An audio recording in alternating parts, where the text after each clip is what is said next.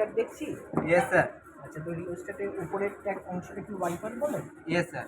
আচ্ছা, ওয়াইপার আর মাঝখানে সিলিন্ডার অংশটা কি একটু কি নাইট্রোন তার পরিবৃত থাকে, তাই তো? হ্যাঁ স্যার। আচ্ছা, তো এর মাধ্যম দিয়ে আমরা কি দেখছি, মানে কি এমন?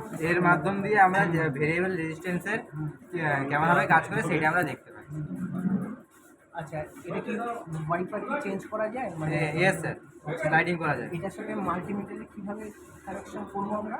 এর যে এই সাইডে দুটো কানেকশন আছে, এই দুটোতে আমরা মাল্টিমিটারে দুটো রোপ দিয়ে লাগিয়ে তারপর এটাকে চেঞ্জ করলে মাল্টিমিটারে ভোল্টেজ শো। ভোল্টেজটা আর ঠিক ঠিক আছে, এগুলোর বিভিন্ন করে টার্মিনাল দেখা যায়। হ্যাঁ। তো আমার প্রথম প্রশ্ন হচ্ছে তোমাকে, যে ভ্যারিয়েবল রেজিস্টার আমরা এটার মাধ্যমে দিয়ে করতে পারি, তো রেজিস্ট্যান্স ভ্যারির মাধ্যমে কি আমরা লেন্থটাও ভ্যারি করতে পারি, কিংবা এরকম কি হয়? হ্যাঁ স্যার।